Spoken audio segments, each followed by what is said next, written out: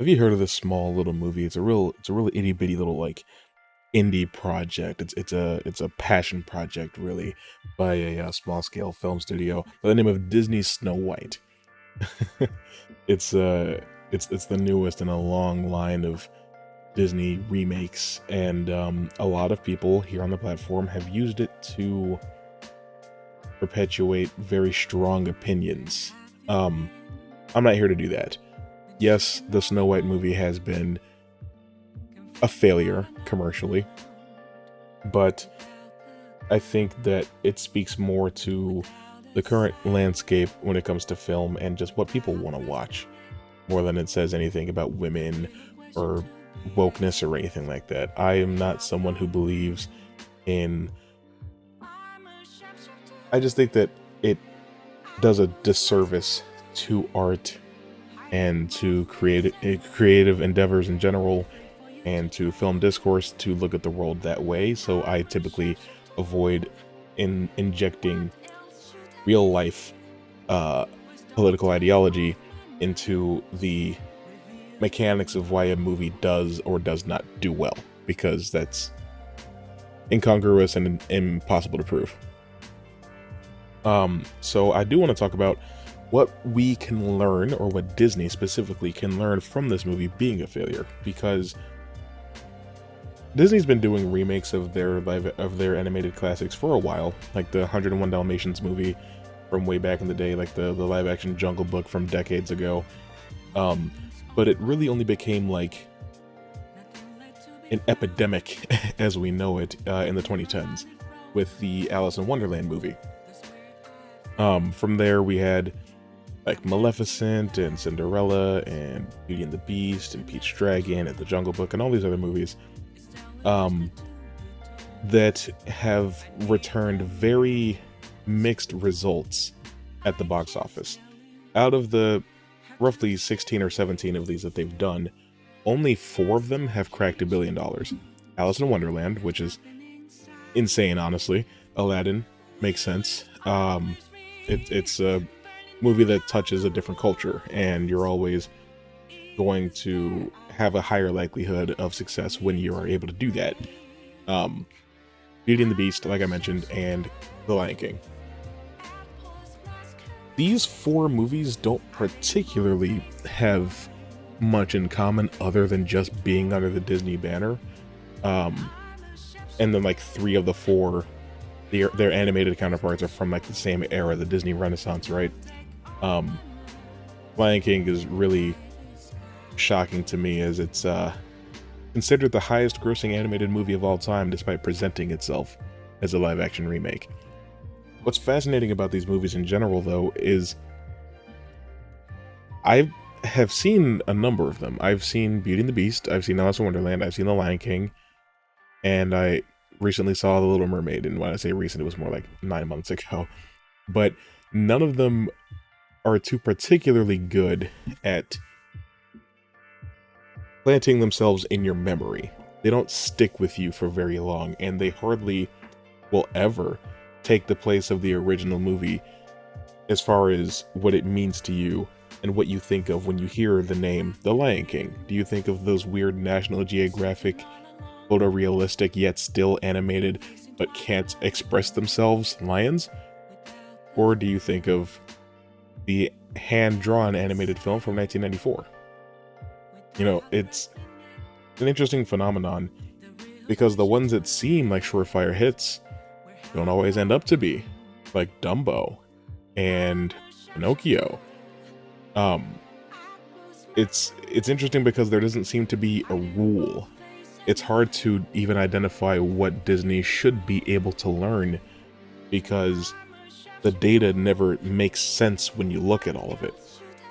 Like Maleficent, I once believed, did so well because it wasn't just a retelling of Sleeping Beauty.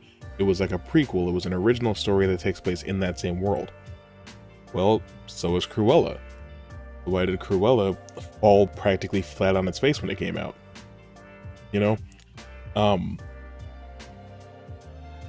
why did the sequel to Maleficent then only do about half as well as the first movie. Did people get burnt out on the idea? Well, that can't be it, because that same exact year that Maleficent 2 came out, both Aladdin and, excuse me, The Lion King both made $1 billion. So the discussion can be had as to if general audiences are just not as connected with the Disney princess movies. Because, like I said, The Lion King was by far the most successful one.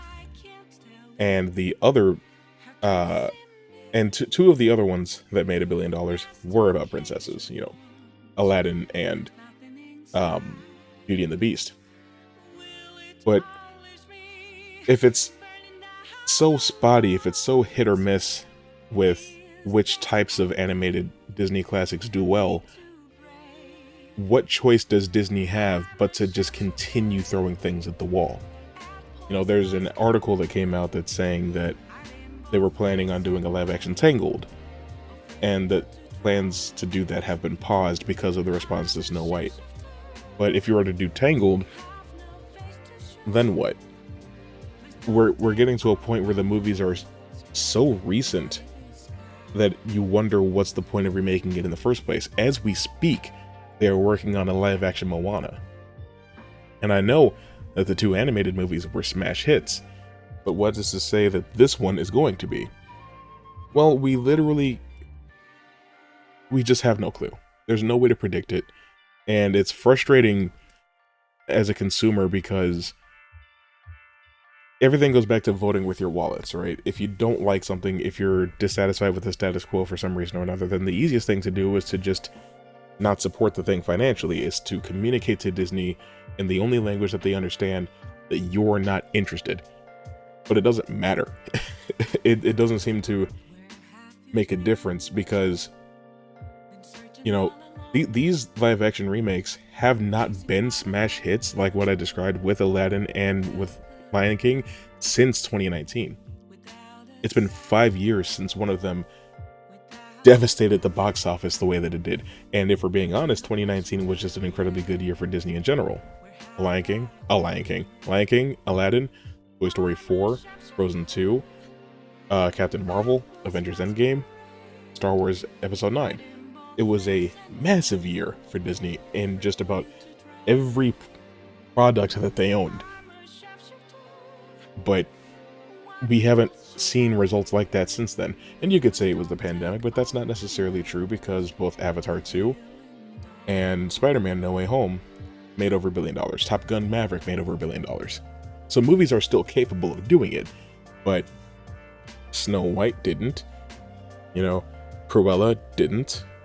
Mulan was a disaster of its own, but still, if it was making that kind of money on Disney Plus, we would have known. Same thing with Pinocchio. They would have said something about how many dozens of millions of people watched it at home, but they didn't. You know, could Moana be a success? Sure. But then what? It stops even appearing to be that these movies are made to introduce these stories and these characters to a new audience, because the Moana audience is still around. You know, people that were fans of the very first Snow White movie back in the 30s probably aren't. However, Moana, Tangled, Princess and the Frog, Frozen, those are all really recent movies, and little girls who love those movies are in their 20s to 30s now. And maybe they have kids that they get introduced the stories to, but at the same time, they're on Disney Plus. There's not a barrier to entry like there used to be. We used to have to deal with the Disney Vault, wherein a movie would be released on VHS or DVD for a very brief period of time, and that was the only window that you had to grab it before it went back into the vault for 8 years. We don't deal with the vault anymore. There's no more artificial scarcity.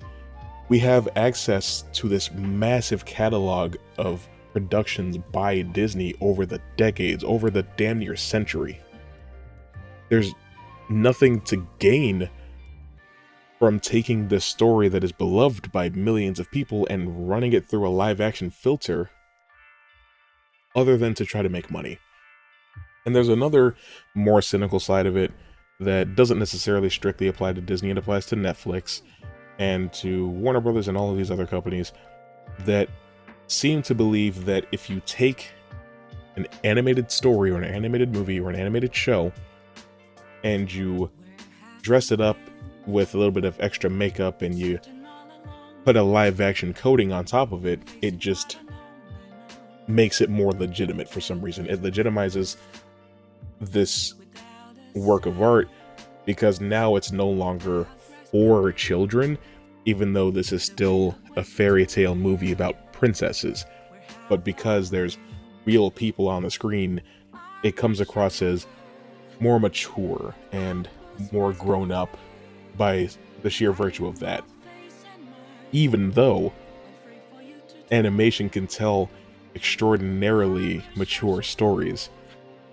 You just look at Avatar: The Last Airbender, you know? It doesn't even have to be made for adults to still be the most mature story that I've ever seen throughout animation, because it doesn't rely on, you know,